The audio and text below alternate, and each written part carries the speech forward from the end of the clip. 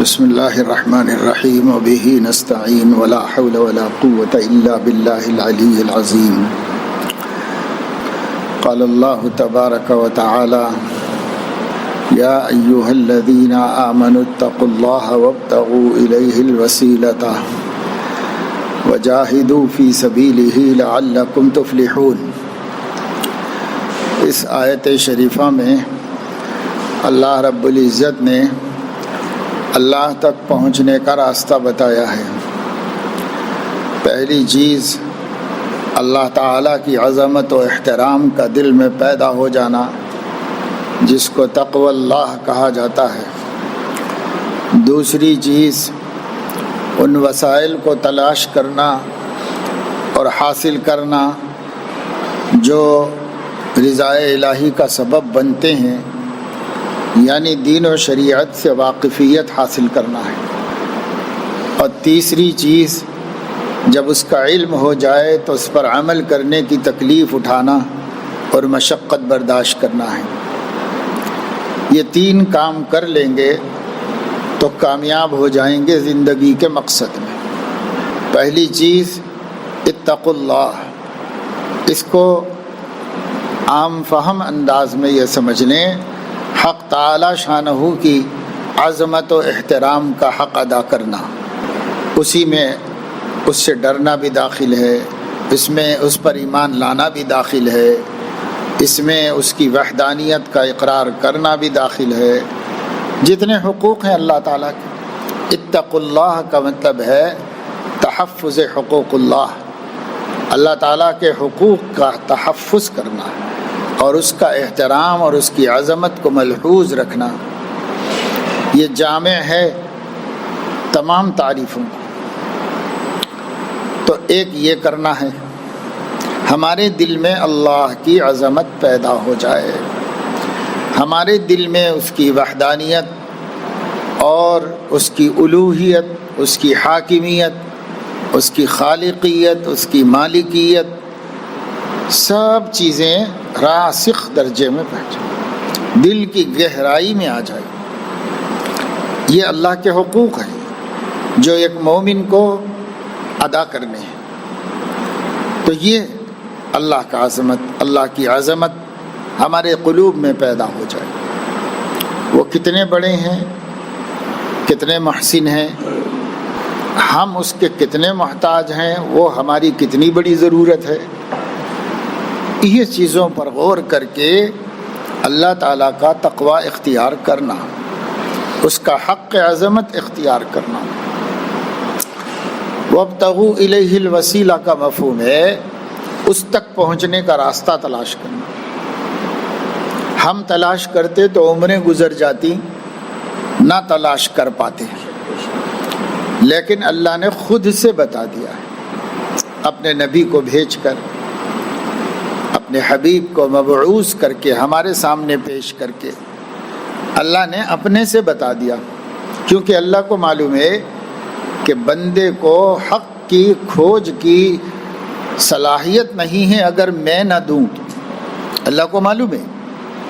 اس لیے پاک پروردگار نے ہمیں ڈھونڈنے کا جو حکم دیا تو ہمارے لیے اس کا ڈھونڈنا آسان کر کے حکم دیا۔ اب کیا وسیلہ ہے؟ وسیلہ حضرت محمد صلی اللہ علیہ وسلم ہے، وہ جو دین لے کے آئے ہیں، وہ جو زندگی لے کے آئے ہیں، علماً و عملاً، وہ زندگی، یہی ہے وسیلہ خدا تک پہنچنے کا۔ وابتغوا الیہ الوسیلہ، تو علم حاصل کرو، پہلے ایمان لاؤ، پھر علم حاصل کرو، پھر عمل کرو۔ وجاہدوا فی سبیلہ، عمل کرو۔ ہمارے مشائخ بیعت کرتے وقت میں خطبہ بیعت کے اندر یہ آیت پڑھتے ہیں۔ عام طور سے لوگوں کے ذہن میں آ گیا کہ وسیلے سے مراد کسی کو پیر بنانا ہے، یہ آ گیا، لیکن یہ نہیں ہے، وہ تو دین کے خلاصے کے طور پر یہ آیت پڑھتے تاکہ بیعت ہونے والا، معاہدہ کرنے والا، ارادہ کرنے والا، اس کو صحیح بات معلوم ہو جائے کہ یہ رستہ طے کیسے ہوگا۔ ایمان درست ہو، ایمان باللہ، دوسرے دین کا بقدر ضرورت علم حاصل ہو، تیسرے عمل کیا جائے۔ ایمان لائیں تو کافی نہیں، علم حاصل کر لیں تو کافی نہیں، عمل بھی کریں۔ تو میں اس کو عام فہم انداز میں آپ کو محفوظ رکھنے کے لیے اس طرح بتا رہا ہوں کہ اے ایمان والو، اللہ تعالیٰ کی تعظیم و احترام کا حق ادا کرو، اور اس تک پہنچنے کا جو ذریعہ ہے اس کا علم حاصل کرو، یعنی شریعت و سنت کا علم حاصل کرو، اور پھر عمل بھی کرو، چاہے کتنی تکلیف پیش آئے، تکلیف گوارا کرو اور عمل کرو، لعلکم تفلحون، کامیاب ہو جاؤ گے۔ 3 باتیں ہیں، مختصر سی ہیں، 3 باتیں یاد رکھنا، 3 باتوں میں اپنے کو پرکھتے رہنا کہ میں اس میں کم تو نہیں ہوں، کمزور تو نہیں ہوں، اس پہ پرکھتے رہنا، اور تینوں چیزوں کا لحاظ رکھنا آخری سانس تک۔ ایک مرتبہ ایسا ہو سکتا ہے کہ ایک آدمی کا اللہ تعالیٰ کی معرفت بھی کامل ہو جائے، اس سے محبت بھی ہو، اس پر ایمان بھی ہو، اور علم بھی پورا آ جائے، سب معلومات دین کی ہو جائیں، اور عمل بھی ماشاءاللہ کرتا ہے، جو معلومات ہیں اس کے اوپر عمل بھی کرتا ہے، تب تو مقصد حاصل ہو گیا۔ لیکن اگر یہاں یہ سمجھ لیا کہ مقصد حاصل ہو گیا تو بے فکر ہو جائے گا، تو پھر انہی مقاصد میں نیچے آ جائے گا۔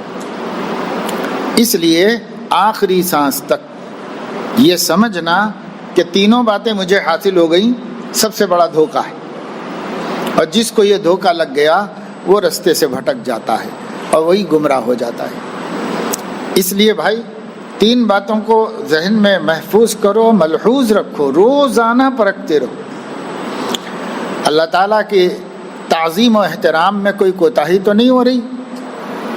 اللہ تعالیٰ کے کسی معمولی حکم کو چھوڑ دینا بھی اس کی عزت میں کمی، اس کے احترام میں کمی۔ اس لیے روز اس پہ نظر رکھو کہ اللہ تعالیٰ کی تعظیم و احترام میں کوئی ہم سے کمی تو نہیں ہو رہی۔ دوسرے یہ کہ علم سے کبھی مستغنی نہیں ہونا، اور عوام الناس کے لیے علم بڑھاتے رہنے کے واسطے علماء کی صحبت اختیار کرنا۔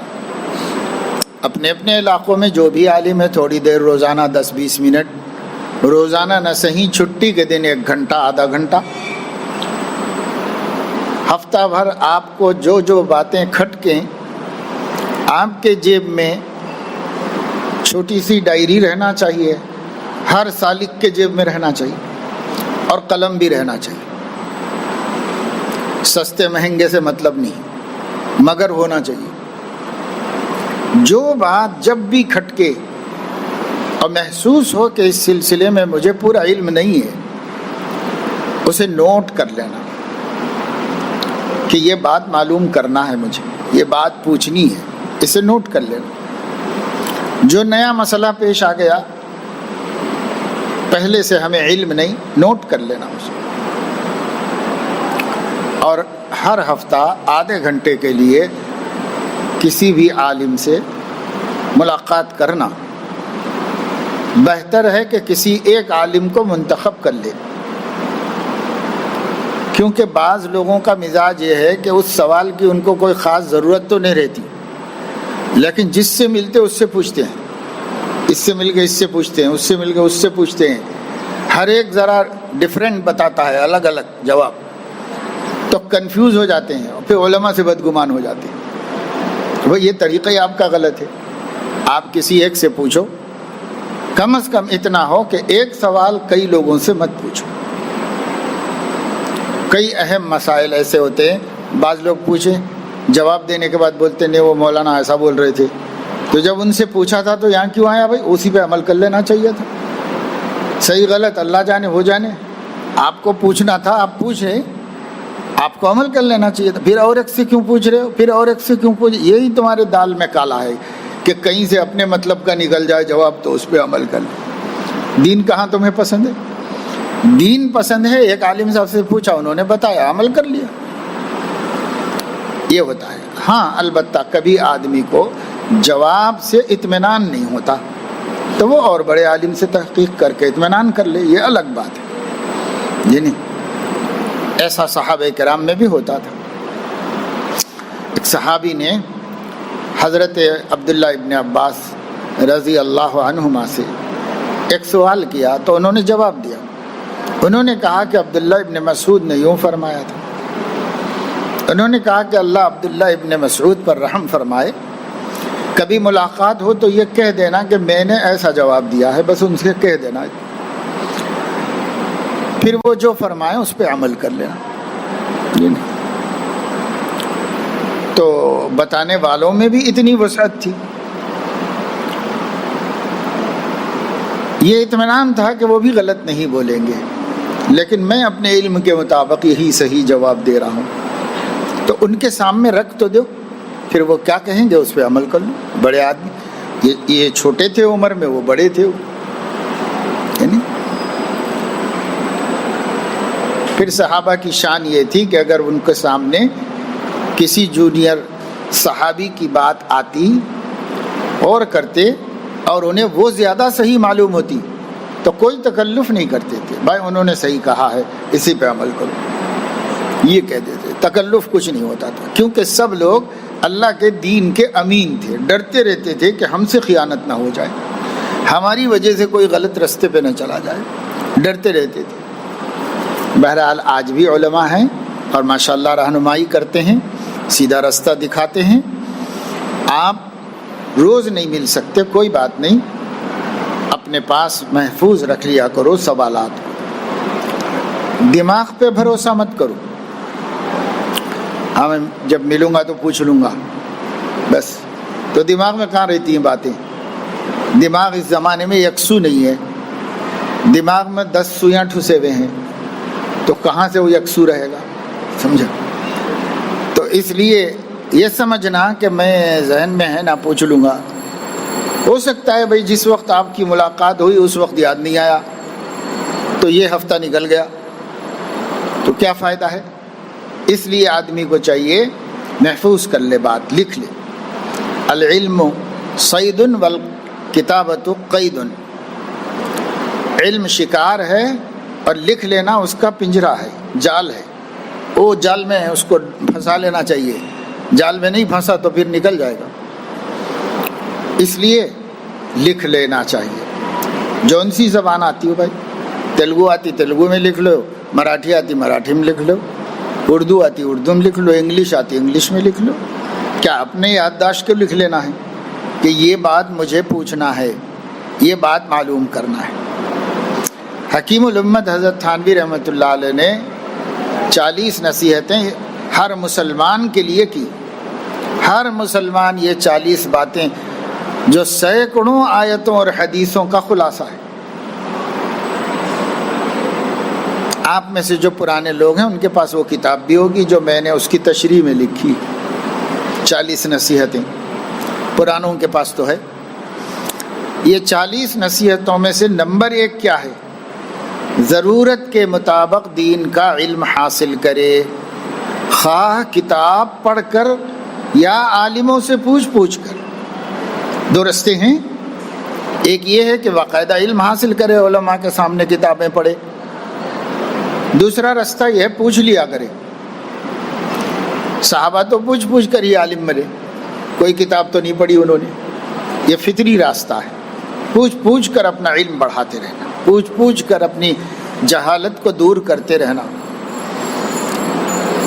تو یہ علم حاصل کرنے کا سلسلہ جاری رہو۔ یہ ہے وابتغوا الیہ الوسیلہ، اللہ تک پہنچنے کا راستہ ڈھونڈو۔ تو کیسے پہنچیں گے؟ وہ دین کے علم میں ہے، وہ معلوم ہوگا تو وسیلہ ہمیں ملے گا۔ اب اس کے بعد تیسرا نمبر ہوتا ہے جاہدوا فی سبیلہ۔ بس اب علم حاصل ہو گیا، معتبر عالم سے، معتبر کتاب سے علم حاصل ہو گیا، تو مجاہدہ کرو، یہاں آ کے اکثر لوگ اٹک جاتے ہیں، صاحب اچھی معلومات ہیں مگر عمل کرنے کے لیے تیار نہیں۔ یہ بری بات ہے، معلوم ہے اور خوب اچھی طرح معلوم ہے، پر اس بری بات سے بچنے کے لیے تیار نہیں۔ یہ اچھی بات ہے، معلوم ہے، دلائل سے معلوم ہے، دل مطمئن ہے، مگر اس پہ عمل کرنے میں مجاہدہ ہے تو کرنے کو تیار نہیں۔ تو بھائی کیسے کام چلے گا؟ اس لیے تینوں چیزیں کرنی ہیں، عقائد کا درست ہونا، علم کا صحیح ہونا، عمل کا مضبوط ہونا، آگے فلاح ہے، کامیاب، لعلکم تفلحون، کامیاب ہے۔ اس لیے تین باتوں پر نظر رکھنے، یہ تین باتیں سیکھنے، ان تین باتوں کا استحضار پیدا کرنے کے لیے آپ کا یہاں پر آنا ہے۔ یہ آنا جانا کوئی چیز بھی نہیں ہے۔ بہت لوگ حیدرآباد آتے ہیں، چار مینار دیکھ کے جاتے ہیں، گولکنڈہ دیکھنے آتے ہیں، بہت سے لوگ حیدرآباد میں شاپنگ کرنے آتے ہیں، بہت سے لوگوں کا آنا جانا ہے، وہ اپنے کاروبار کا مال لینے آتے ہیں، لے کے جاتے ہیں، اپنے کاروبار اور دکانیں کرتے ہیں۔ بہت سے لوگ اعزاء اور رشتہ داروں سے ملاقات کے لیے آتے ہیں جاتے ہیں۔ آپ بھی آتے ہیں جاتے ہیں، مقصد کیا ہے؟ اگر مقصد مستحضر نہیں ہوگا تو پھر یہ آنا جانا ہی رہ جائے گا، اور آنا جانا کوئی چیز نہیں ہے۔ پیسہ خراب ہو رہا ہے، ٹائم خراب ہو رہا ہے۔ اگر آنا جانا کوئی چیز ہے تو آنے جانے میں پیسہ جا رہا ہے، ٹائم جا رہا ہے۔ پیسہ بھی اللہ کی نعمت ہے، عمر بھی اللہ کی نعمت ہے، اور حساب بھی ہوگا قیامت میں۔ تو کہاں جا رہا ہے یہ؟ اگر ایک مقصد کے لیے یہ آنا جانا ہے تو یہ جو پیسہ ہے یہ بھی قیامت میں حسنات کے پلڑے میں رکھا جائے گا، اور یہ جو ٹائم ہے آپ کا، یہ ٹائم بھی قیامت میں نیکیوں کے پلڑے میں رکھا جائے گا، اگر مقصد متعین ہے۔ مقصد کیا ہونا چاہیے؟ یہ تین باتوں کا استحضار، ان تین باتوں کی عملی مشق یہ ہے، اور آپ پھر جائزہ بھی لیں کہ فائدہ ہو رہا ہے کہ نہیں ہو رہا ہے، اس کا آپ جائزہ بھی لیتے رہیں۔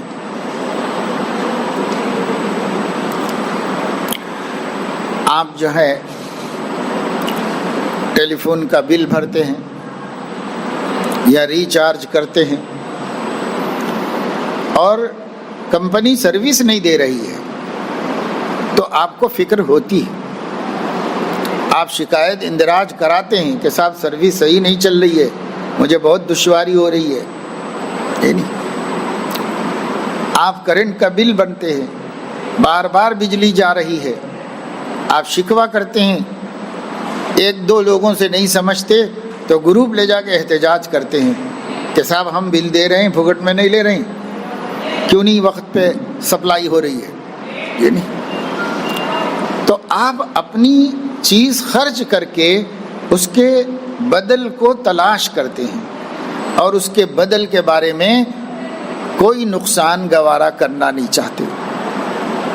تو بھائی پیسہ خرچ کر رہے ہو، ٹائم لگا رہے ہو، زندگی کی سب سے قیمتی دو دولتیں، سب سے قیمتی دولت عمر ہے، وقت ہے، وہ لگا، اور اس کے بعد سب سے قیمتی دولت پیسہ ہے، مال ہے، وہ لگ رہا ہے، یہ بھی لگ رہا ہے، یہ بھی لگ رہا ہے، سب سے قیمتی دولتیں خرچ ہو رہی۔ معاوضہ کیا ہے بھائی؟ بدلے میں کیا ملا؟ اگر بدلے میں ایمان بن رہا، یقین بن رہا، تب تو ٹھیک ہے، نہیں تو پھر غور کرنے کی چیز ہے کہ اتنا بڑا سرمایہ لگا کر پایا کیا میں۔ حضرت مصلح الامت شاہ وسیع اللہ صاحب رحمہ اللہ حضرت تھانوی کے عاجم خلفاء میں سے تھے، بہت بڑے بزرگ آدمی تھے، بڑی زبردست مصلح تھے۔ اگر آپ لوگ ان کی مجلس میں، ان کی خانقاہ میں رہنے کی ایک جھلک بھی سن لو گے تو روح کانپ جائے گی۔ جو نظر اور جو نگرانی جیل میں، قید خانے میں قیدیوں کی بھی نہیں کرتا ہوگا جیلر، حضرت کی نظر آنے والوں کے اوپر اتنی کڑی تھی، اتنی سخت تھی نہیں. اور بڑے بڑے لوگوں کو سزا تک مل جاتی تھی. بھری محفل میں 2-4 رگ بھی دیتے تھے حضرت، یہ نہیں، یہ بھی ہوتا تھا. مگر مخلصین گوارا کرتے تھے، اس کو آتے تھے، یہ نہیں. حضرت ہمارے حضرت مفتی سعید احمد صاحب رحمہ اللہ کے والد تھے حضرت مفتی محمود حسن صاحب رحمۃ اللہ علیہ، اکابر علماء ہند میں سے تھے. بڑی شان کے آدمی تھے علم و عمل کے اعتبار سے. حضرت شاہ وسیع اللہ صاحب رحمۃ اللہ علیہ سے ہی وابستہ تھے، تعلیم و تربیت حضرت سے لے رہے تھے. حضرت مفتی شفیع صاحب رحمۃ اللہ علیہ سے بھی تھے، لیکن وہ تو چلے گئے تقسیم میں پاکستان. تو ان کے بعد یہاں ہندوستان میں حضرت مصلح الامت سے وابستہ ہوں. خط و کتابت کرتے تھے، جا کے رہتے تھے خانقاہ میں، وقت نکال کے کہاں جنوب سے سفر کر کے شمال جانا. اس زمانے کے سفر، اب تو ہوائی جہاز میں آسانی سے جا سکتے ہیں. اس زمانے کی ٹرینیں جو دلی تک 3 ساڑھے 3 4 دن میں پہنچاتی تھی، اس میں جاتے تھے، گئے رہتے تھے حضرت کے پاس. تو ان کے بھائی حضرت مولانا فضل الرحیم صاحب رحمۃ اللہ علیہ سے میں نے خود ایک مرتبہ سنا کہ ایک دن حضرت اوپر چلے گئے، اوپر رہتے تھے بالا خانے میں، اور مہمانوں میں سے حضرت مفتی صاحب کو بلایا کہ اوپر آؤ. تو وہ اوپر گئے تو حضرت بہت دیر ہو گئی، واپس نہیں آئی. معمول یہ تھا کہ بالا خانے میں بلاتے نہیں تھے کسی کو، کبھی کبھار کسی کو طلب کرتے تھے. گئے تو یہ لوگ انتظار کرتے رہے. دونوں بھائی ساتھ میں تھے، حضرت مفتی نثار احمد صاحب بھی اور یہ بھی، تینوں مل کے گئے تھے. دونوں انتظار میں رہے، بہت دیر ہو گئی، کیا بات ہے بھائی آئے نہیں. تو مولانا فرما رہے تھے کہ ہم لوگ ذرا سا 2-4 سیڑھیاں چڑھ کے جھانک کے تو دیکھیں اتنی دیر کیوں ہو گئی، کیا ہو گیا. تو تھوڑا سا گئے تو فرماتے ہیں کہ یہ منظر نظر آیا کہ حضرت مصلح الامت رحمۃ اللہ علیہ حضرت مفتی صاحب کا گریبان پکڑ کر دیوار میں ٹھونس کے دوسرے ہاتھ سے پٹائی کر رہے ہیں. تو وہ شان بھی تھی حضرت کی، حضرت مصلح الامت کی رحمۃ اللہ علیہ کی. اور پھر مجلس میں کسی کو بھی کھڑا کر کے پوچھتے تھے. ایک بڑے تاجر کو بمبئی سے آئے ہوئے تھے، ان کو کھڑا کیا اور فرمایا کہ تم لوگوں نے اپنے زندگیوں کو تو خراب کر ہی لیا ہے، اب میری خانقاہ برباد کرنا چاہتے ہو؟ فوری اپنا بستر لے کے نکلو یہاں سے، جاؤ، مجھے نظر نہیں آنا چاہیے. تو وہ بیچارہ بستر لے کے نکل گیا وہاں سے. کوئی بات تھی جو ان کو نظر آئی تھی، بس اتنا کہا تم لوگوں نے اپنی زندگیاں تو برباد کر لی ہیں، اب میری خانقاہ بھی برباد کرنے آئے ہو یہاں پر، نکلو یہاں سے. بڑا تاجر تھا بمبئی کا، تو جانا ہی پڑا اس لیے کہ وہاں تو حکم حاکم تھا. بیگ لے کے گئے تو ایک صاحب سے کہا کہ ان کے ساتھ جاؤ، ان کو بستی میں بھی مت رہنے دو، کہیں اور جا کے نہ ٹھہر جائیں، اسٹیشن تک دیکھتے رہو، جب تک گاڑی نہ چھوٹ جائے نگرانی کرتے رہو ان کی. ایک آدمی کو پیچھے سے بھیجا. جب وہ گاڑی نکل گئی الہ آباد سے، تب واپس آ کے انہوں نے کہا کہ حضرت چلے گئے. کوئی چیز تھی، کوئی نظر تھی جو سمجھتی تھی، جو دیکھتی تھی. اتقوا فراست المؤمن. لیکن بعد میں اہل اللہ نے نرمی کا رویہ اختیار کیا، ورنہ صحیح طریقہ تو یہی ہے ٹھکانے لگانے کا. نفس کو ٹھکانے ایسے ہی لگایا جاتا ہے جی نہیں.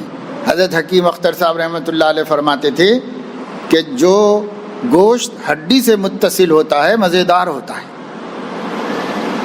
اور جو سخت کڑے پیر کی صحبت میں رہتا ہے، جو کچھ نہیں بخشتا، تو وہی کامیاب بنتا ہے، کامل بنتا ہے۔ اب اہل اللہ نے بھائی لوگوں میں اتنی ہمت نہیں ہے، لوگوں میں اتنی قدر نہیں ہے، لوگوں کا حوصلہ پست ہو گیا ہے، تو خود ہی بھگتتے رہو بدعنوانیوں کو، مریدین کی غلطیوں کو۔ دیکھو حضرت کیسے ٹوک رہے تھے، ابھی آپ تعلیم الدین میں آداب دیکھ رہی تھی، اس کو ٹوکا اس کو ٹوکا، تم کون بولنے والے، میرے منہ میں زبان نہیں ہے، آپ کو کیا ضرورت ہے، آپ سیکھنے آئے ہو کہ دوسروں کو سکھانے کے لیے آئے ہو، یہاں کیوں کرتے ہو یہ سب؟ اس کو ٹوکا اس کو ٹوکا، اس کو بتایا، سب کے دماغ ٹھکانے رکھتے تھے۔ ہر آدمی کچھ کرنے سے پہلے، کچھ کہنے سے پہلے سوچتا تھا کہ کہیں رسوائی نہ ہو جائے، سوچ سمجھ کے بولو بھائی، سوچ سمجھ کے رہو، ایسے ہوتا تھا، ٹھکانے لگتے تھے، یہ نہیں ایسا ہوتا۔ تو حضرت مصلح الامت رحمۃ اللہ علیہ نے ایک دن حضرت مولانا یوسف صاحب بستوی رحمۃ اللہ علیہ تھے، ایک کاندھلوی ہیں بڑے عالم دین، ایک بستوی وہ بھی بہت بڑے عالم تھے، حضرت محی السنہ کے خلیفہ تھے۔ ابتداءً نوجوانی میں حضرت مصلح الامت کی خانقاہ میں تربیت پا رہے تھے، تو بڑی مجلس میں کھڑا کر کے کہا مولوی یوسف کھڑے ہو جاؤ، تو کھڑے ہو، کہا یہاں پر کب سے رہ رہے ہو؟ حضرت 1 سال سے رہ رہا ہوں۔ تو کیا مل رہا ہے، کیوں رہتے ہو، کیوں زندگی برباد کر رہے ہو، کیا پا رہے ہو یہاں رہ کر؟ تو 1-2 جواب نہیں دے پائے تھے، ان کو نکال باہر کیا حضرت۔ اب مولانا نے ایک بات کی، مولانا یہاں تشریف لاتے تھے، انہوں نے خود فرمایا، جب مجھ سے سوال ہوا تو میں نے کہا کہ حضرت ایمان بن رہا ہے، یقین مل رہا ہے، تو کہا کچھ ہو رہا ہے تو بیٹھو۔ یہ تھا استحضار کہ بھئی کیا مل رہا ہے، کچھ پتا ہے، آنا جانا ہے خالی، یا کچھ پا رہے ہیں یا کھو رہے ہیں؟ زندگی تو شعور کا نام ہے، چوکنا رہنے کا نام ہے۔ اپنے نفس سے ہر وقت چوکنا رہو، RSS سے جتنا چوکنا ہے اس سے 100 گنا زیادہ اپنے نفس سے چوکنا رہو۔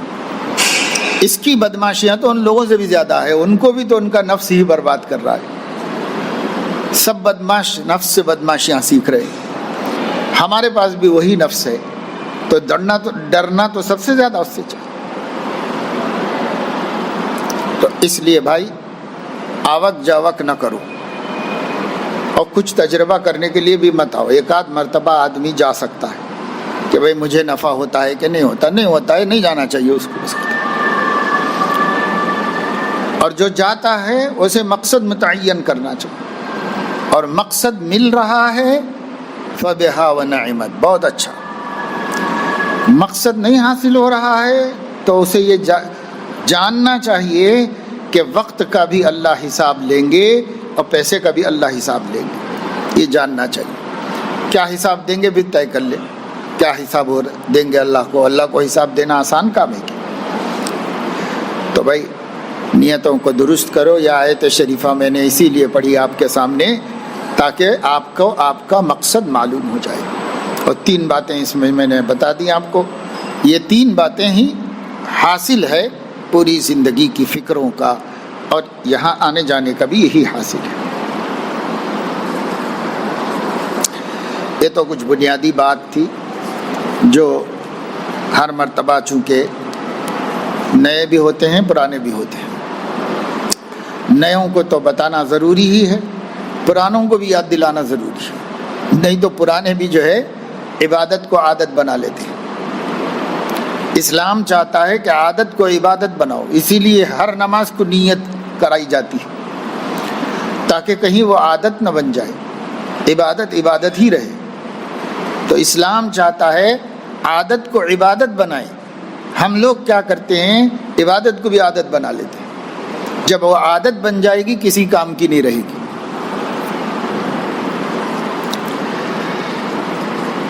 بسم اللہ تعالی سلام مسنون، سلام مسنون لکھنے کے بجائے السلام علیکم لکھیے، کہ بھائی سلام مسنون ہے کیا؟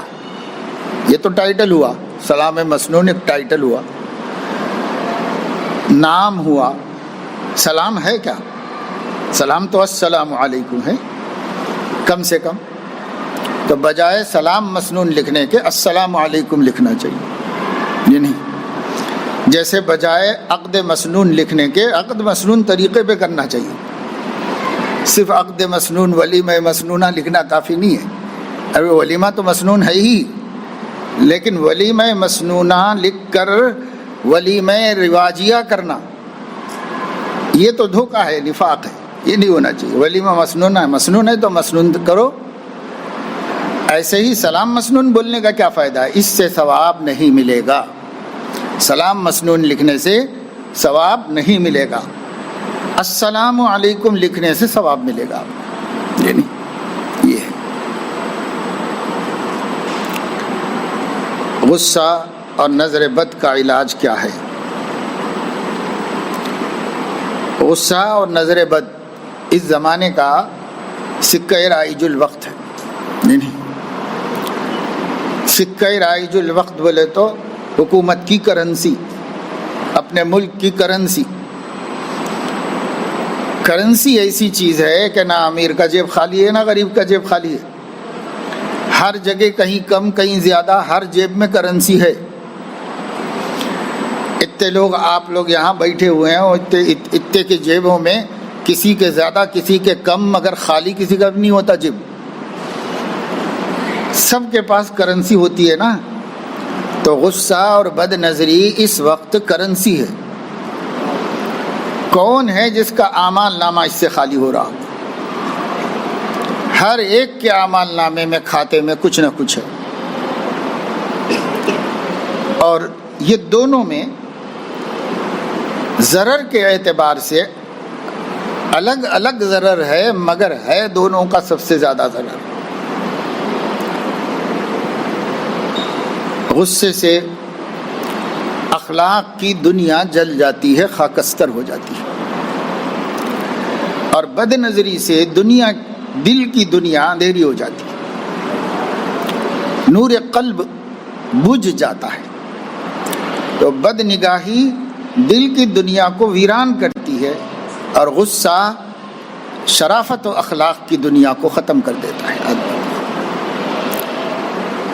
غصے والے آدمی کی لوگ بڑی عزت بھی کرتے ہیں، لیکن یہ عزت نہیں ہوتی، یہ خوف ہوتا ہے، خوف، کیا کر دیں گا یہ آدمی، بول کر ڈر کے لوگ جو ہے،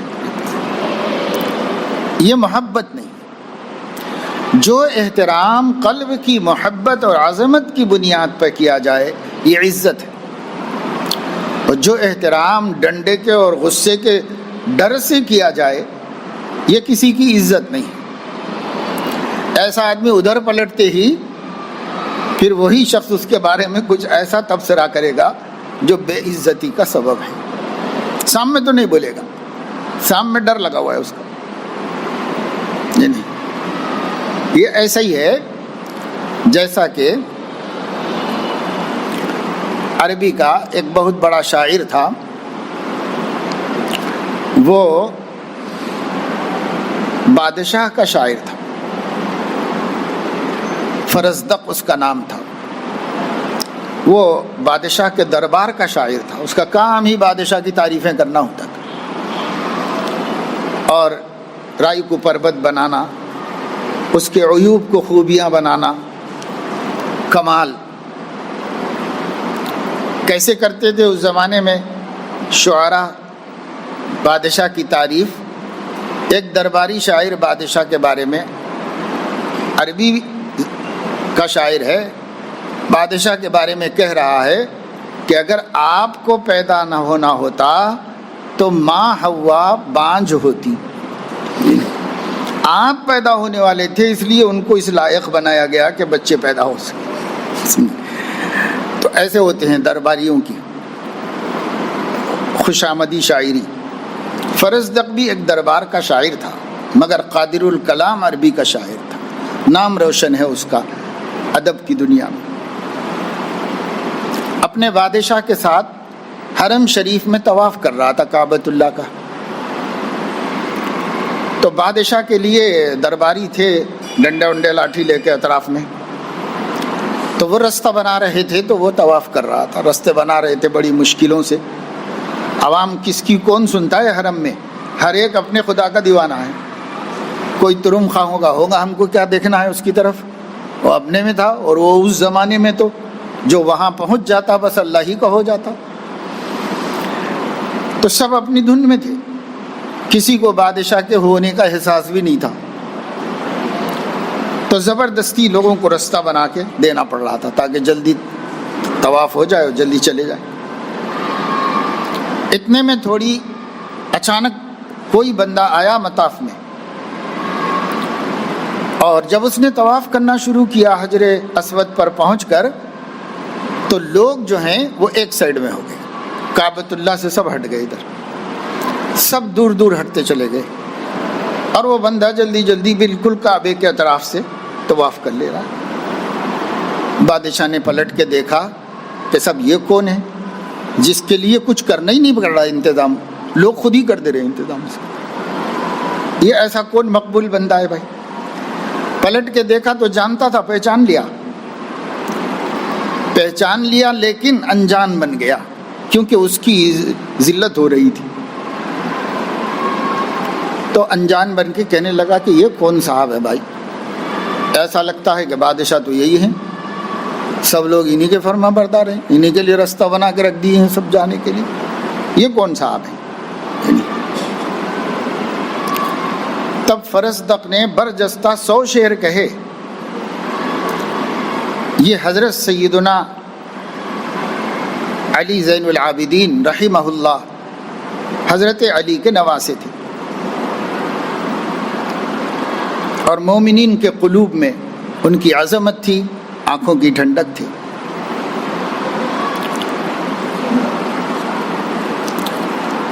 اس نظم کا ایک حصہ نفحۃ العرب میں حضرت شیخ الادب نے نقل بھی کیا ہے. بہت زبردست تعریف کی، آل رسول کی تعریف کی، بہت زبردست تعریف کی کہ یہ آل رسول ہیں، ان کا کیا مقام ہے، تم کیا سمجھتے ہو ان کو. تو غصہ آ گیا اس کو اس واسطے کہ بہت زیادہ تعریف کر دی تھی انہوں نے. بعد میں گھر میں جا کر کے حضرت زین العابدین رحمہ اللہ کو پتہ چلا کہ یہ کلام کہا ہے فرزدق نے ہم لوگوں کی شان میں.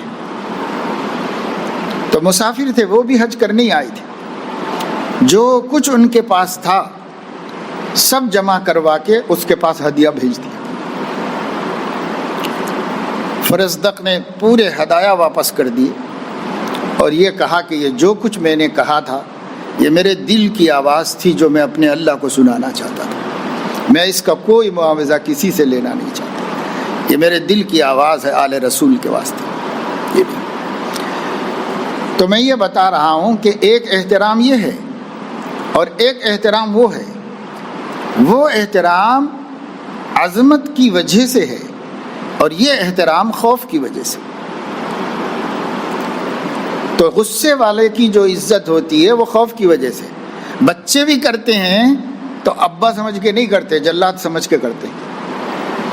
بیوی بھی کرتی ہے تو میرے پیارے شوہر سر تاج من بول کے نہیں کرتی، بلکہ پتہ نہیں آج کیا قیامت قائم ہو جائے گی بھائی، کہنا مانو بس. دوست بھی صبر کر لیتے ہیں تو اس کے خوف سے ہی کرتے ہیں، اس کی محبت سے کوئی نہیں کرتا. اور دوست روزانہ بدلتے رہتے ہیں جیسے کپڑے بدلتے رہتا ہے. اس کو تجربہ ہو گیا انہیں ہٹ گیا، اس کو تجربہ ہو گیا انہیں ہٹ گیا. کیا چیز ہے؟ کیوں غصہ آدمی کو؟ کس چیز کا غصہ؟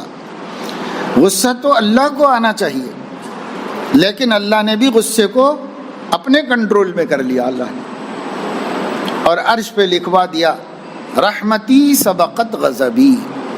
غصہ اچھی چیز ہوتی تو اللہ رحمت پہ غالب کرتا، غضبی سبقت اعلی رحمتی یہ کہتا. لیکن اللہ کو وہ صفت اللہ کے لیے اللہ کے حق میں ضروری اور اچھی صفت ہے. اللہ نے اپنے لیے اس صفت کا انتخاب کیا ہے، لیکن اس کو مغلوب رکھنا ہی بندوں کے حق میں بہتر سمجھا ہے، ورنہ اللہ اس کو مغلوب نہ رکھتا. سمجھو 50% رحمت 50% غصہ بھی رکھتا تو یہ دنیا قائم ہی نہ ہو پاتی، یہ بندے بچ ہی نہ پاتے، سب برباد ہو جاتے۔ اس لیے اللہ نے آدھا آدھا بھی نہیں رکھا، ہے تو 100% ہر صفت اللہ کی، لیکن یوز کیسے کرتا ہے؟ تو رحمت کو غالب رکھ کر غضب کو مغلوب کر کے استعمال کرتا ہے۔ آخری ضرورت میں دیکھو فرعون پر جب غصہ ہوا تو کیا ہوا، نمرود پہ جب اللہ غصہ ہوا تو کیسا؟ حضور نے فرمایا اگر اہل نجران، عیسائی نجران کے میرے مباہلے کو قبول کر لیتے تو اللہ تعالیٰ ان کی بستیوں میں انسان تو انسان، ایک پرندے کو بھی زندہ نہ چھوڑتا، کیونکہ اللہ کو غصہ آ جاتا، اور جب اس کا غصہ آتا ہے تو پھر کوئی بچ نہیں سکتا۔ اس لیے میرے عزیزو دوستو، غصہ بری چیز ہے، ہمارے حق میں بری چیز ہے۔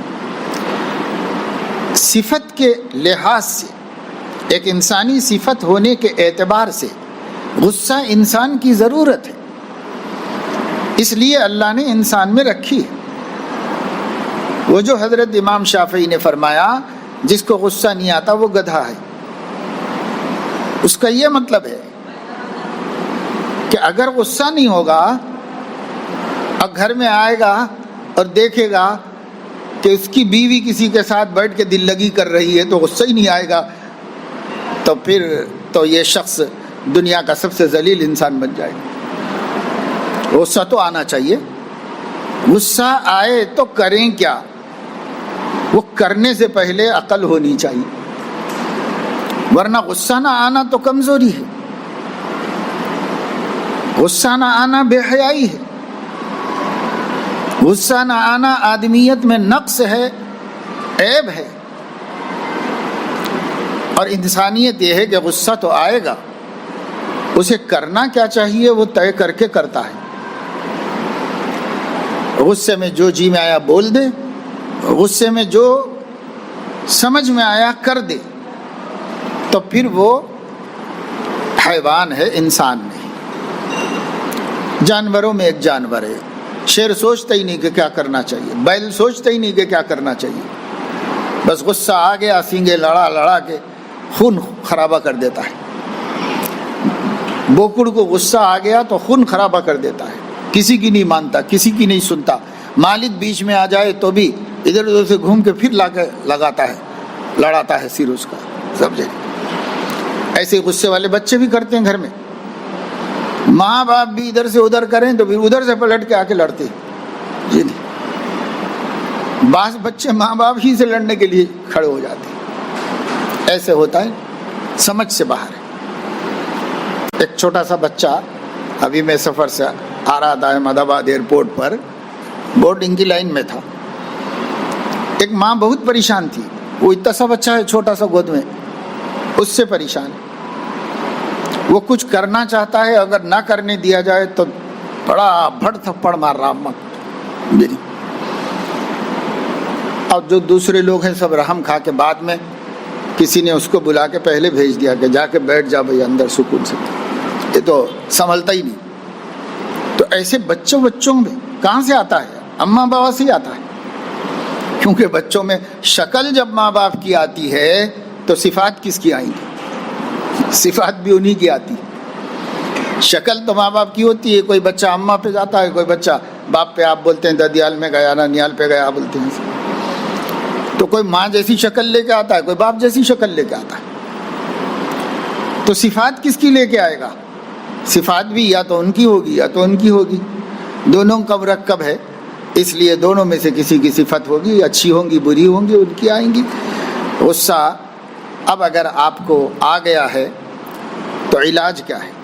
حضرت تھانوی رحمۃ اللہ علیہ بہشتی زیور کے 7ویں حصے میں صفات رذیلہ کا علاج لکھے۔ وہ گھروں میں رہتی تو ہے، پڑھتے اڑتے کوئی نہیں، اس لیے بہشتی زیور کے 7ویں حصے میں جہاں انہوں نے صفات رذیلہ کے عنوانات بنا کر اس کی تعریف بھی کی ہے کہ غصہ کہتے کس کو ہیں، غصے کا نقصان کیا ہے، غصے کا علاج کیا ہے، تینوں باتیں وہاں پر غصے کے بیان میں حضرت نے لکھ دی. غصے میں عقل ٹھکانے نہیں رہتی، یہ ہے اس کا نقصان. غصے میں عقل ٹھکانے نہیں رہتی، اس لیے زبان سے بھی جا بے جا نکل جاتا ہے اور ہاتھ سے بھی زیادتی ہو جاتی ہے. نہیں، بعض لوگ اپنی اولاد کو ایسا مارتے ہیں کہ عیب دار ہو جاتی ہے. عمر بھر اس کا عیب اس کے باپ کے ظلم کو یاد دلاتا رہتا ہے. بعض لوگ ایسی پٹائی کرتے ہیں کہ جان نکل جاتی ہے. ایسے بھی جلاد قسم کے باپ ہیں سماج کے اندر موجود، ہاتھ پیر ٹوٹ جاتے ہیں. ایک اخبار میں آیا تھا کہ ٹیچر نے تماچا ایسا مارا معصوم بچی کو کہ آنکھ سے اندھی ہو گئی. ایسے معلمین مدرسین میں بھی ہوتے ہیں. انسان تو سبھی انسان ہے نا، جن کی اصلاح ہوئی، جن کی نہیں ہوئی. جو شریف ہیں ان کی شریف صفتیں ہیں، جو رذیل ہیں ان کی رذیل اور کمینہ صفتیں ہیں. ختم کیوں نہیں ہوتی بھائی؟ اگر آپ کو پھنسی نکل آئے تو کیسے ختم ہو گئی؟ آپ کو بخار آیا تھا تو وہ کیسے ختم ہو گیا؟ آپ کو کھانسی ہو گئی تھی تو وہ کیسے ختم ہوئی؟ آپ کو ٹھوکر لگ گئی تھی، فریکچر آیا تھا تو وہ کیسے ختم ہوا؟ ایسے ہی آپ میں غصہ ہے تو وہ ختم ہونا چاہیے. جسمانی اور مادی عیوب کو دور کرنے کی فکر تو ایسی ہوئی کہ 3 دن میں 5 دن میں ختم ہوگی بیماری. بڑی بڑی بیماریاں مگر لگے ہوئے ہیں اس کے پیچھے، وہ ختم ہو.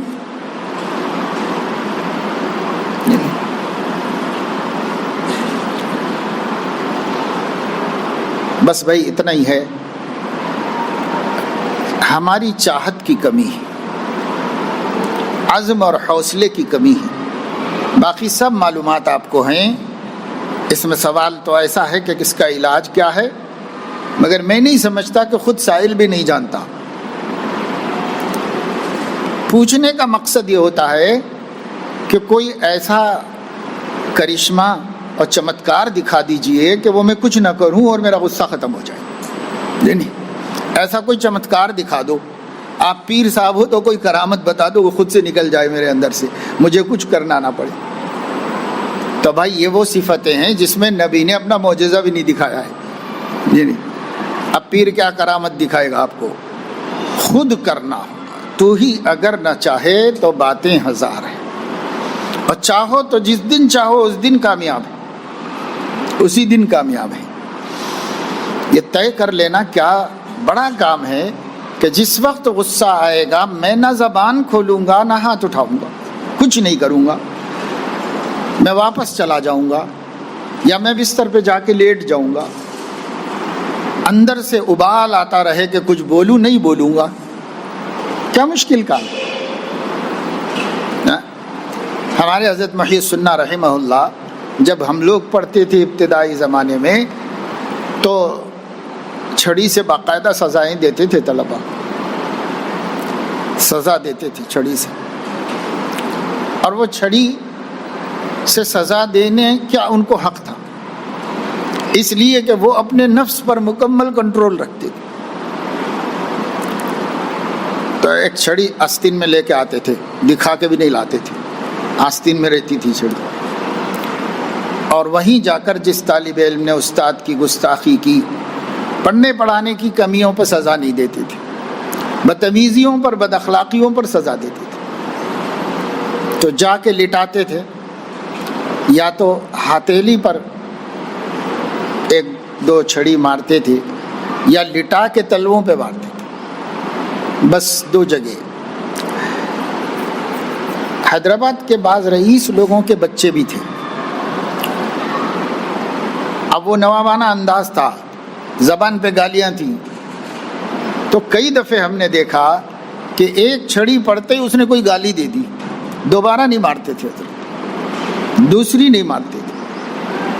کیوں؟ کہ اب نفس کا مسئلہ آ گیا ہے.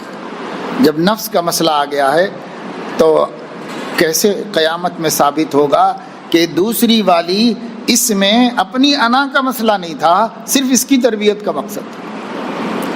ایسا ہوتا ہے۔ آج کل ماں باپ بھی بچوں کی پٹائی کرتے ہیں، تو جب وہ بچے اس کے جواب میں بدتمیزی اور غصے کا اظہار کرتے ہیں تو اس کے بعد کی پوری پٹائی خدا کو حاضر ناظر جان کر سمجھ لیں کہ وہ نفس کے لیے ہوئی ہے یا ان کی تربیت کے لیے ہوئی، سمجھ لیں۔ اگر ان کی تربیت کے لیے ہوتی تو ضرورت ہی نہیں تھی، اس لیے کہ اب ہوگی بھی نہیں اس کی تربیت پٹائی سے۔ اب اس کو افہام تفہیم کی ضرورت ہے، سمجھانے کی ضرورت ہے۔ اور اگر اپنی انا کی تسکین کہ بھائی اپنا غصہ ٹھنڈا ہو جائے، تو کسی کا غصہ تو کسی کی جان نکلنے تک بھی ٹھنڈا نہیں ہوگا۔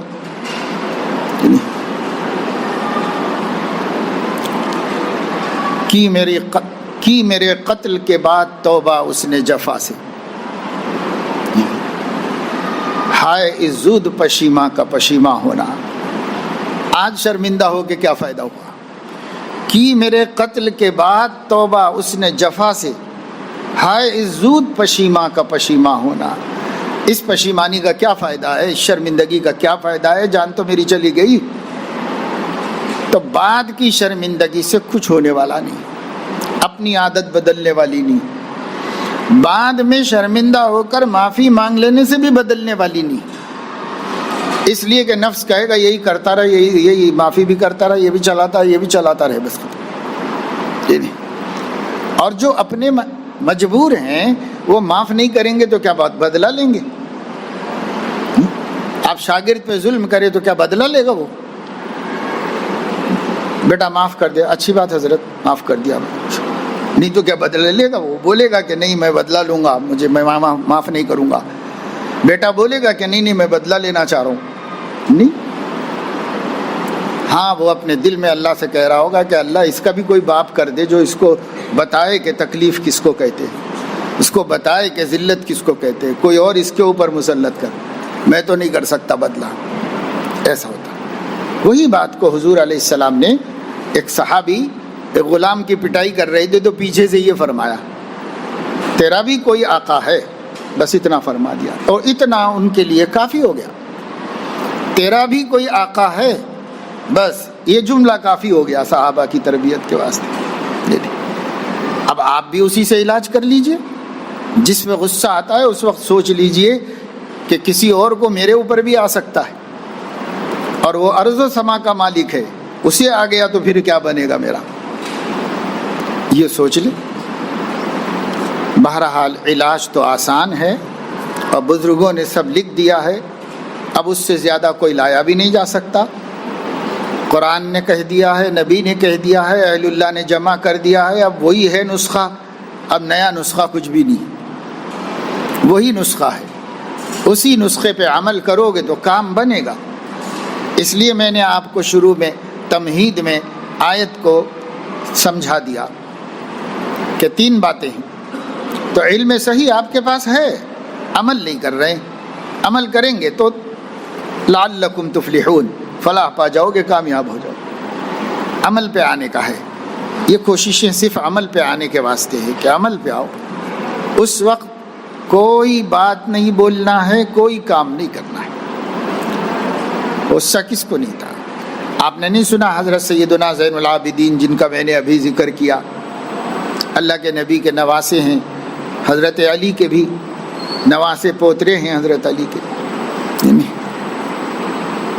ان کا مشہور واقعہ ہے کہ مہمان بیٹھے ہوئے تھے اور مہمانوں کے لیے کھانا لایا جا رہا تھا، تو ان کی باندی نے سالن کا پیالہ لایا تو بے احتیاطی سے آنے کی وجہ سے اس کے ہاتھ سے چھوٹ کے گر گیا، یعنی ان کے گود میں ان کا معصوم بچہ تھا، اس کے اوپر گر گیا۔ غصے سے، غصہ آنا چاہیے تھا، غصہ آیا۔ جب غصے سے اس باندی کی طرف آپ نے نظر اٹھا کے دیکھا تو وہ باندی بھی اس کاشانہ نبوت کی باندی تھی، اس گھر کی باندی تھی۔ اس نے اپنے لیے عافیت قرآن میں محسوس کی۔ جیسے ہی انہوں نے غصے سے دیکھا، اپنا انجام سمجھ لیا کہ اب میرا انجام کیا ہے، تو اس نے پڑھا والکاظمین الغیظ، اللہ کے نیک بندے غصے کو پی جاتے ہیں، برداشت کر لیتے ہیں، کڑوا گھونٹ ہے مگر پی لیتے ہیں، تو نگاہیں جھکا لی اسی وقت میں۔ والعافین عن الناس، تو فرمایا جا میں نے معاف کر دیا، درگزر کر دیا تجھے، نہیں پوچھوں گا کہ ایسا کیا۔ اس نے آگے پڑھا واللہ یحب المحسنین، تو فرمایا جاؤ میں نے تم کو آزاد بھی کر دیا، کیونکہ احسان کرنا، معاف کرنا، معافی کے بعد اس سے اعلیٰ درجہ احسان کرنا، تو احسان بھی کر دیا، جاؤ معاف، آزاد، اب غلامی ختم ہے۔ بھائی اگر کسی کا ایسا غصہ تو کرو، اور اگر ایسا نہیں ہے، بچہ بول رہا کہ نہیں ابا اب نہیں کرتا، اب نہیں کرتا، ایک دفعہ معاف کرو، ایک دفعہ معاف کرو، اور کتنے وقت معاف کروں تیرے کو، تو ٹھیک۔ شیخ الحدیث رحمۃ اللہ علیہ فرماتے ہیں کہ ایک مرید مجھ سے بار بار غلطیاں کرتا، بار بار معافی مانگتا، میں ایک دن اس کو ڈانٹ رہا تھا، ڈانٹ کے کہ یہ کتنی دفعہ، 100 دفعہ، کب تک کرے گا، یہی کرتا رہتا، یہی معافی کرتا رہتا، کب تک معاف کروں؟ تو حضرت نے اس کو تنبیہ کی، تو فرماتے ہیں چچا جان سن رہے تھے مولانا الیاس صاحب رحمۃ اللہ علیہ، وہ میرے قریب میں آئے اور میرے کان میں کہا کہ اتنی دفعہ معاف کر دو جتنی دفعہ، یعنی حضرت شیخ نے کہا کہ میں کتنا بھگتوں؟ تو حضرت نے فرمایا اتنا بھگت لو جتنا اللہ سے کو بھگتوانا چاہتے ہو، جتنا اپنا اللہ کو بھگتوانا چاہتے ہو اتنا اس کو بھگت لو۔ بڑے لوگ تھے، اپنی باتیں بھی لکھ دیتے تھے تاکہ کسی کو فائدہ ہو جائے، کسی کو نفع ہو جائے، اور مولانا نے یہ نہیں سوچا کہ بہت بڑا شیخ الحدیث ہے میرا بھتیجا، حالانکہ مسئلے مسائل سب ان سے ہی پوچھتے تھے، لیکن ایک اچھی تربیت کی بات تھی تو برابر ذکر کیا اور برابر ٹوکا اور بتایا کہ اتنا بھگت لو جتنا اللہ سے بھگتوانا چاہتے ہو، نہ بھگت لو۔ بس ہم تو یہ چاہتے ہیں کہ ہمارے اللہ میاں تو 1 کروڑ غلطیاں بھی ہو تو معاف کر دیں، تو کچھ اپنے اندر بھی اس کا حوصلہ بناؤ۔ ایک ہے تربیت کرنا، ایک ہے معاف کرنا۔ تربیت کے طریقے سوچ سوچ کر تربیت کی جائے، کیا چیز ہے۔ بچے اگر ضدی ہو رہے ہیں تو میں بھی تو ضدی ہوں، تبھی جا کے ان لوگوں کو ضد نہیں ختم ہو رہی ہے، میں اپنی ختم کروں تو اللہ ان کی ختم کر دے گا۔ یہ عرض کرنا یہ ہے کہ معاملات میں پابندی سے نہیں ہو پا رہا، دل چاہا تو کر لیتا ہوں، دل نہیں چاہا تو نہیں کرتا ہوں، کبھی کبھی گناہ بھی ہو جاتا ہے۔ خصوصی دعاؤں کی گزارش ہے، اصلاح کی گزارش ہے، دعا تو ضرور کریں گے، سب کے لیے کرنا چاہیے، ہر ایک کو ایک دوسرے کے لیے ضرور دعا کرنا چاہیے، دعا تو ضرور کرتے ہیں۔ اللہ تعالیٰ نفس کے اس مکر کو سمجھنے کی توفیق عطا فرمائے، اور اللہ نے استقامت و پابندی کا جو طریقہ سکھایا ہے اس طریقے سے استقامت کرنے کی توفیق عطا فرمائے، اور وہ یہی ہے کہ دل چاہا تو کر لیتا ہوں، دل نہیں چاہا تو نہیں کرتا ہوں، یہ ختم کر دو۔ دل کو اپنا خدا مت بناؤ، خدا ہی کو اپنا خدا رہنے دو، بس اس کا جو حکم ہے اس حکم پہ عمل کرو۔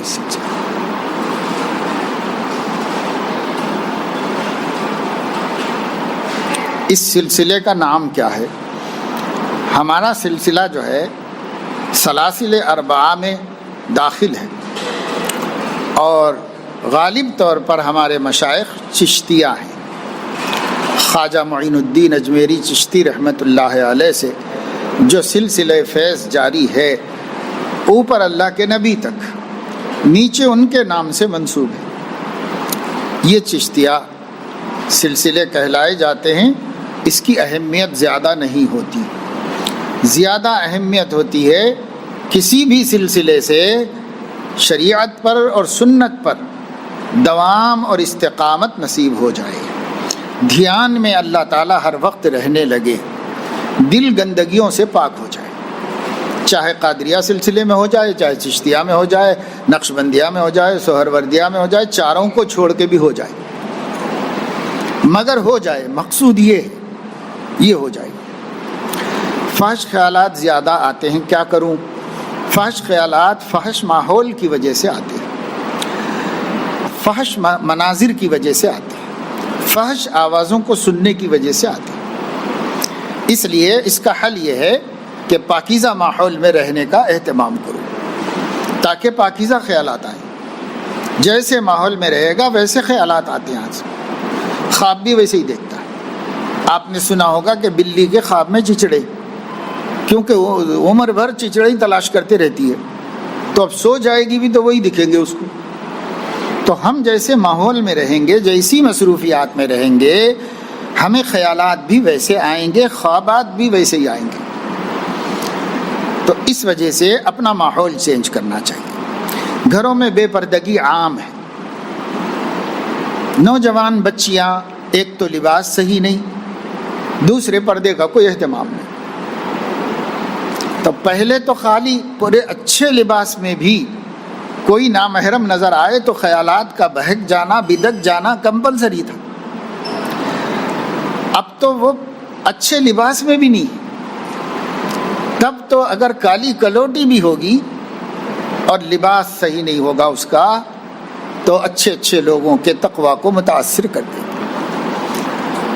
اس لیے بھائی ماحول بدلو، پردے شرعی کی عادت ڈالو. بڑے بڑے نیک لوگ ہیں،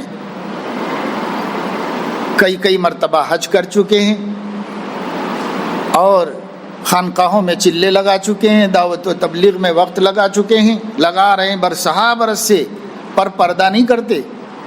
شرعی پردہ گھروں میں نہیں کرتے. ایک طبقے ایک جماعت کی بات نہیں بول رہا ہوں، جتنے بھی اپنے کو دیندار کہہ رہے ہیں شاید و باید ہی اپنے گھروں میں شرعی پردہ کر رہے ہیں. کتنے ہیں جو بھابھی سے پردہ کرتے ہیں، کتنے ہیں جو سالی سے پردہ کرتے ہیں. باہر بہت بڑے آدمی جانے پہچانے جاتے ہیں، لیکن کیا گھر میں کرتے ہیں؟ چچا زاد، خالہ زاد، پھوپھی زاد، مامو زاد، بہنیں سب نامحرم ہیں. کتنے مریدین ہیں جو بڑے بڑے شیوخ سے لگے ہوئے ہیں، لیکن کیا گھر میں یہ مجاہدہ کر رہے ہیں؟ یہ ماحول بنایا ہے انہوں نے کہ بھئی کوئی نامحرم کو دیکھیں گے نہیں. ادھر سے مشکل ہے کہ بھئی دوسروں کو ہم نہیں پابند کر سکتے، لیکن ادھر سے کیا مشکل ہے؟ میں تو میرے قابو میں ہوں، مجھے عمل کرنے میں کیا مشکل ہے؟ لیکن کیا کر رہے ہیں ہم؟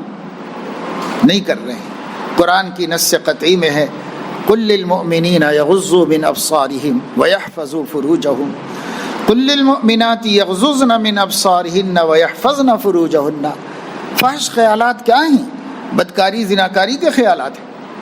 اس سے بچنے کا طریقہ نگاہ کی حفاظت اللہ نے بیان کیا.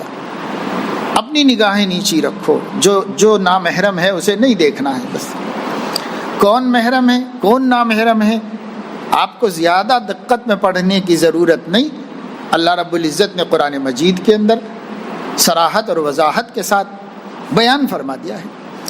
حرمت علیکم امہاتکم وبناتکم واخواتکم وامہاتکم وخالاتکم وبنات الاخی وبنات الاختی وامہاتکم اللاتی ارضعنکم واخواتکم من الرضاعۃ وامہات نسائکم وربائبکم اللاتی فی حجورکم من نسائکم اللاتی دخلتم بہن فإن لم تکونوا دخلتم بہن فلا جناح علیکم. یہ پوری آیت پڑھو. محرموں کو اللہ نے متعین کر دیا، باقی سب نامحرم. جیسے کسی نے حضور علیہ السلام سے پوچھا تھا کہ محرم یعنی جو حج کا عمرے کا احرام باندھا ہے وہ کیا کپڑے پہن سکتا ہے؟ تو حضور علیہ السلام نے فرمایا کہ یہ کپڑے نہیں پہن سکتا. وہ بتا دیا.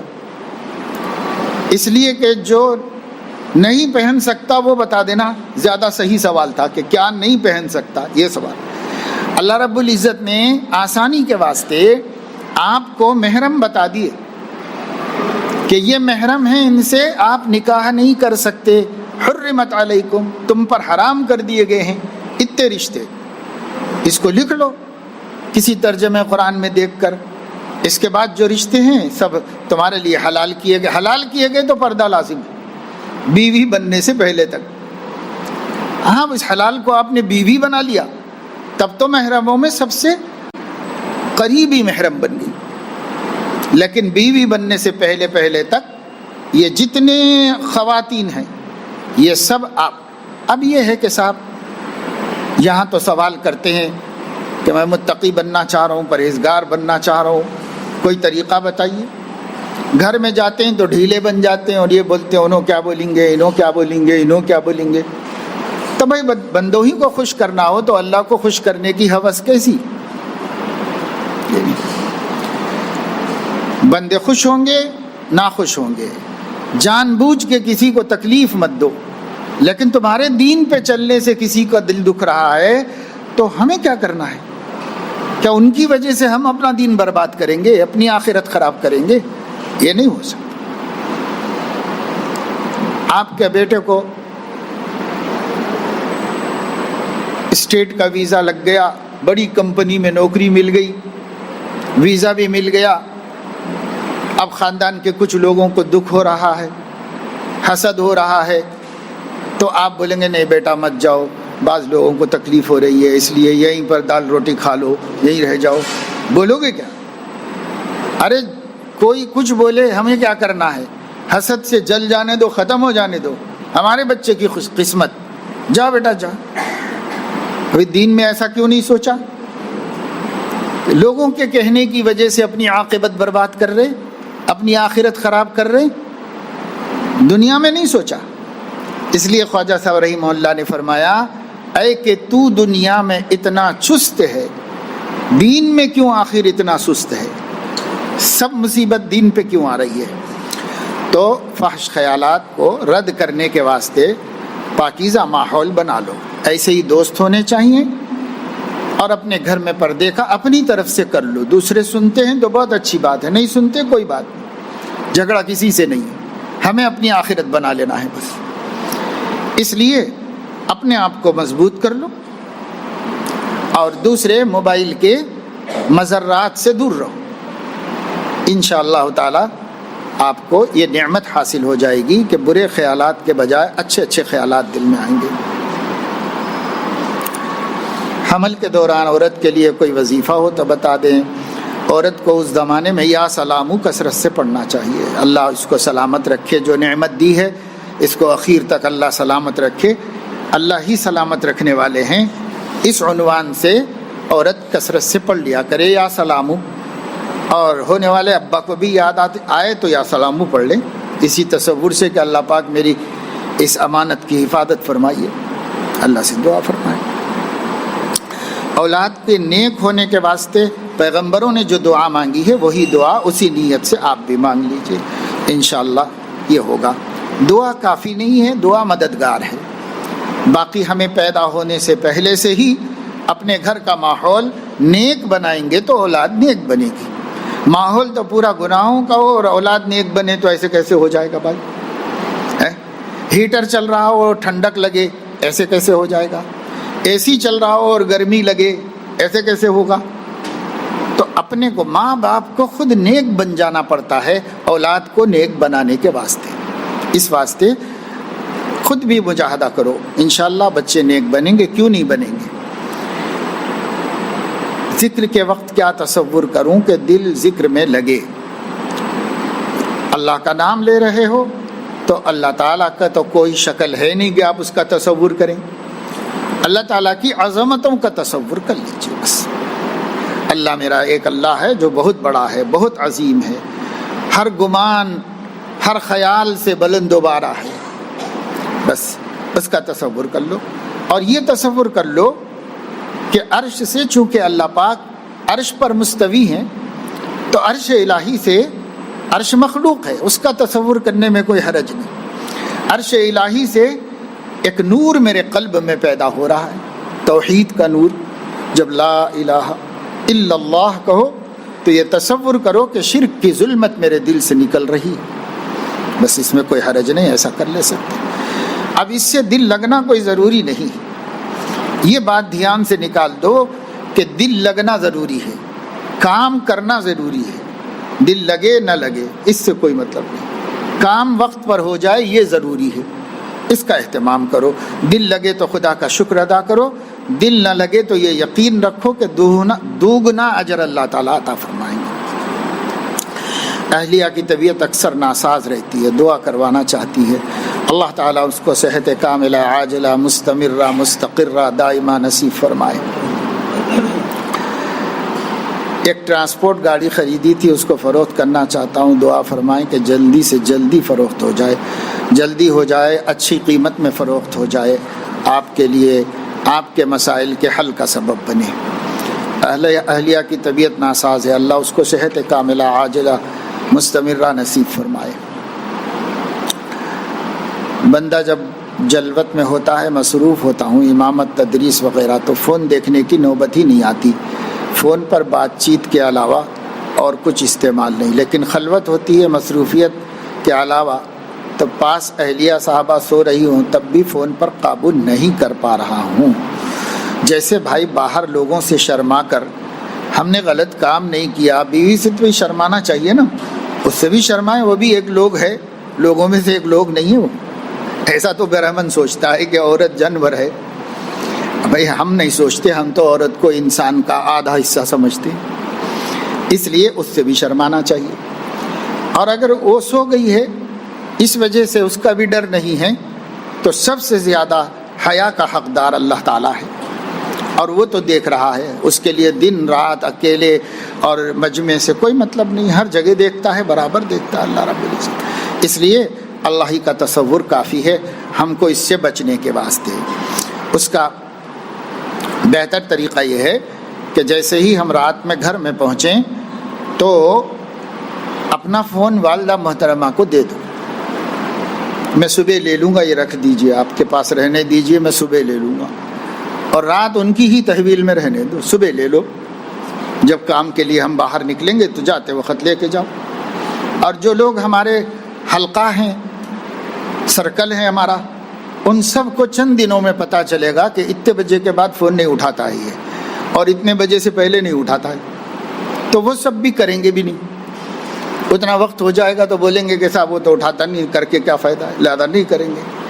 تو لوگوں کو بھی معلوم ہو جائے گا کہ بھائی ہمارے ٹائمنگ دن میں ہی ہیں، بس رات ہم اپنے گھر والوں کے لیے یا ہمارے اللہ کے لیے، ختم۔ کچھ حصہ رات کا اللہ کے لیے رکھ لو اور کچھ حصہ رات کا بیوی بچوں کے لیے رکھ لو، بس۔ اور سب دنیا تو ہمیشہ دن بھر ہمارے ساتھ رہی، اب کب تک انہی کے ساتھ رہیں گے؟ کچھ حق اپنوں کا بھی تو ہے۔ تو اس لیے جو جوان لوگ ہیں وہ اپنا فون لے جا کر کے والدہ محترمہ کے ہاں رکھا دیں، اور جو گھر میں والدہ محترمہ نہیں ہے تو اہلیہ محترمہ کے ہاں رکھا دو، وہ تو بہت زیادہ پاسبان اور نگہبان ہوتی ہیں، چیک بھی کر لے گی، میسیجز بھی دیکھ لے گی، سب اطمینان کر لے گی، اس کے پاس رکھا دو، ڈر لگا رہے گا اس کا۔ جی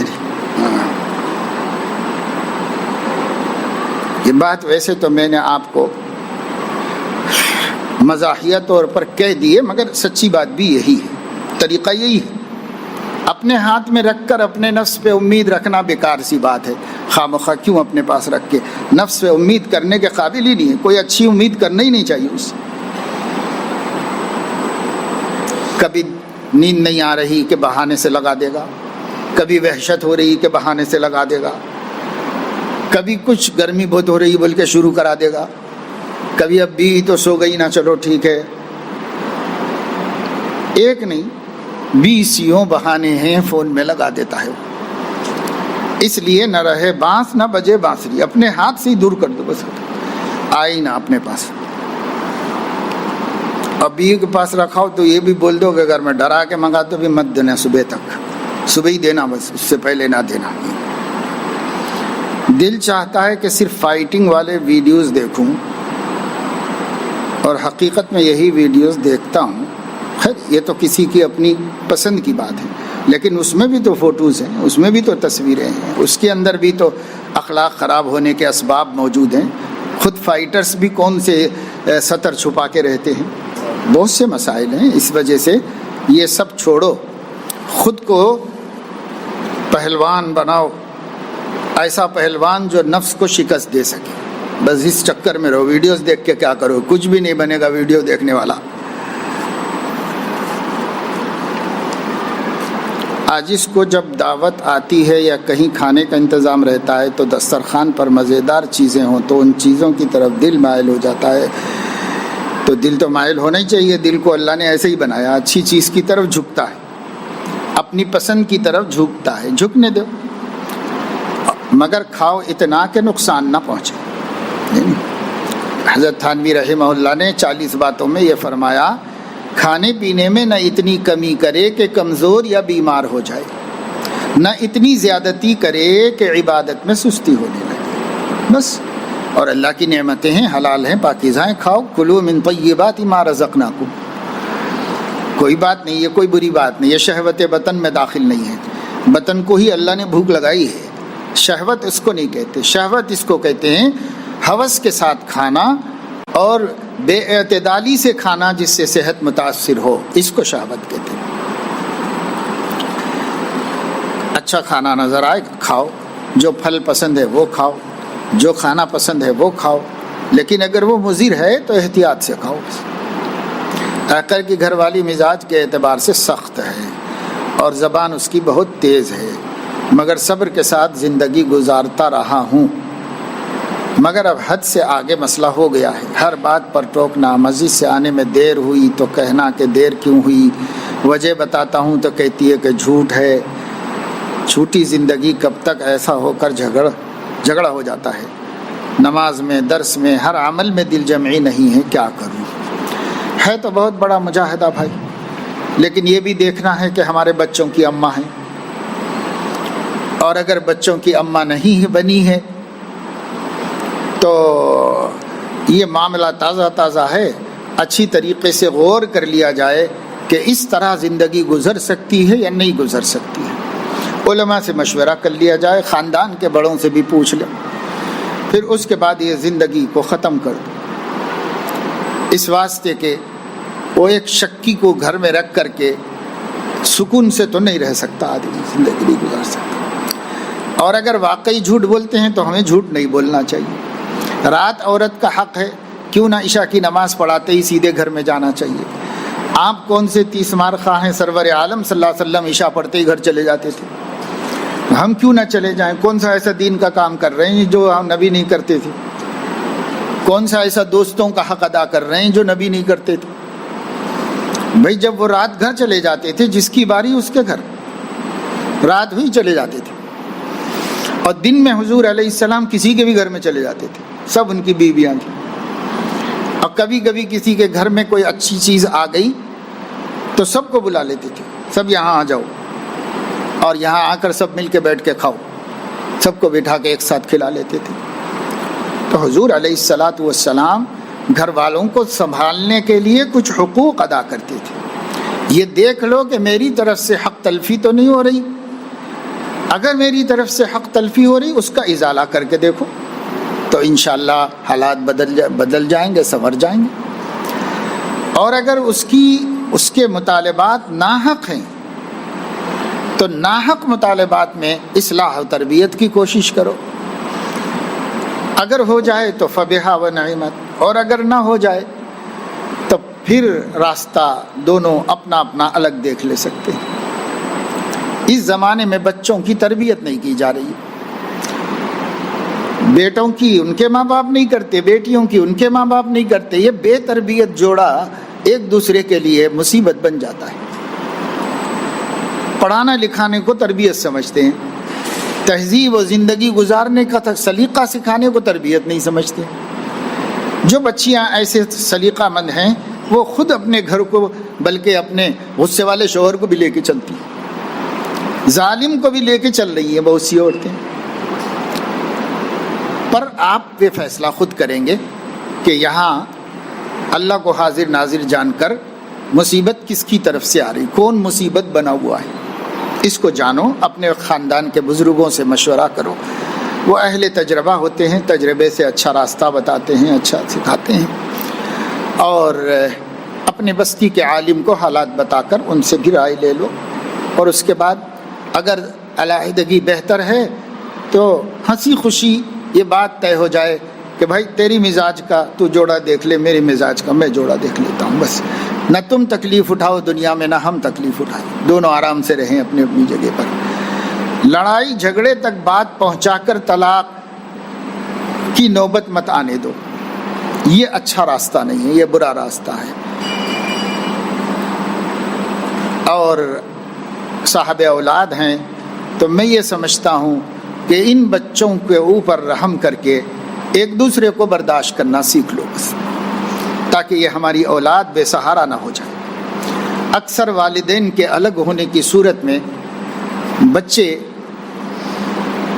ان کی سب سے بڑی ضرورت یعنی بڑوں کا سایہ اور ان کی محبت اس سے محروم ہو جاتے ہیں، ایروں غیروں کے رحم و کرم پر ہو جاتے ہیں بچے۔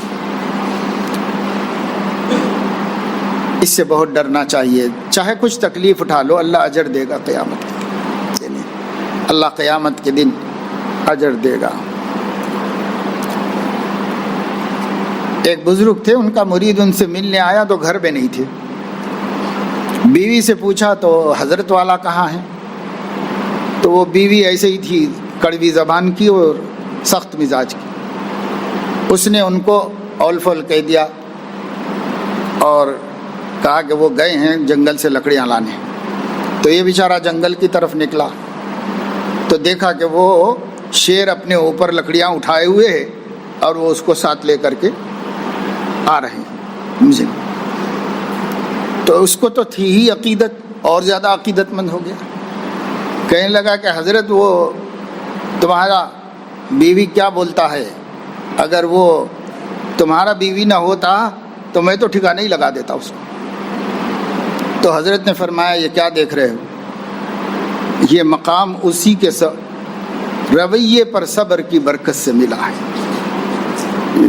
بیوی تو نافرمان ہے لیکن جنگل کے درندے و شیر فرما بردار ہو گئے۔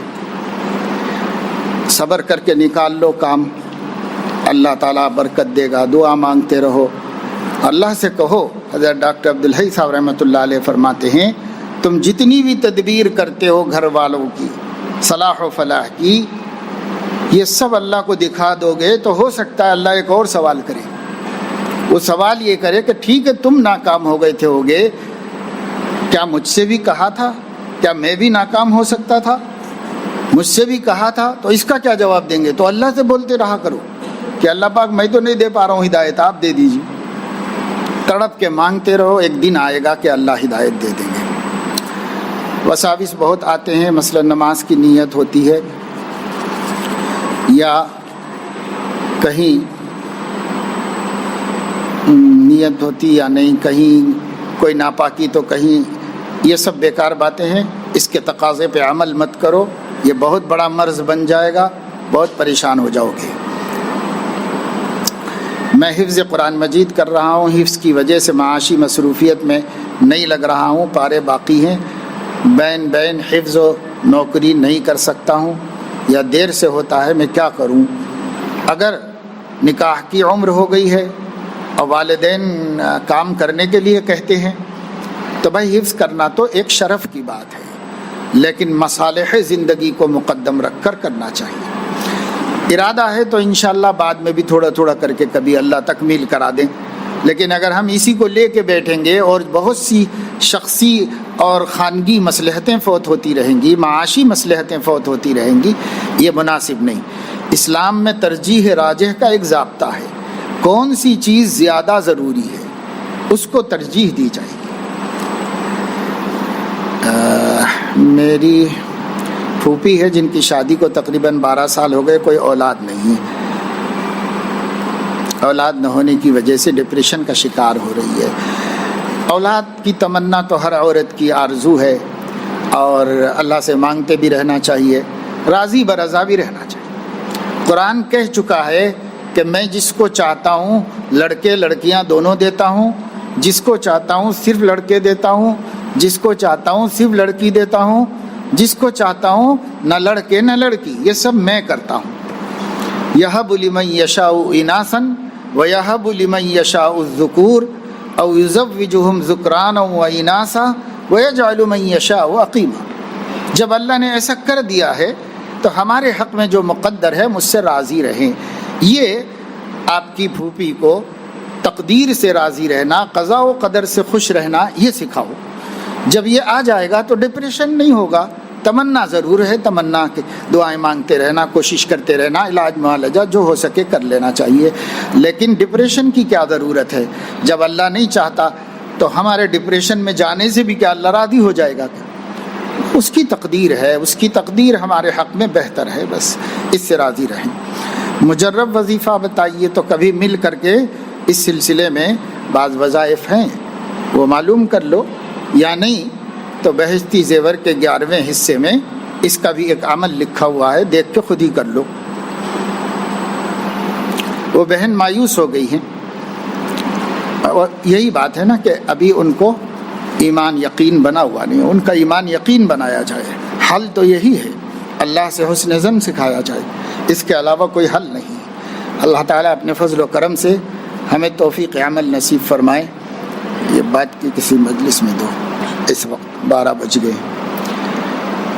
جو حضرات انفرادی اعمال میں لگے، جو سفر کر کے تھکے ہوئے ہیں تو آرام کر لیں، باقی قرآن مجید کی تلاوت، اللہ کا ذکر، کسی دینی کتاب کا مطالعہ، اس میں لگو۔ اگر آرام کر چکے ہو، صبح رات میں آ کے بعض آرام کر چکے ہیں تو آرام تو اتنا ہی ہوتا ہے، اس سے زیادہ کا ہو۔ اور جو لوگ آرام نہیں کیے ہیں، ابھی تھک کے آئے ہیں، تو آرام کر لیں۔ سب لوگ اپنے اپنے کاموں میں انفرادی اعمال میں لگو۔ سبحانک اللہم و بحمدک، اشہد ان لا الہ الا انت، استغفرک۔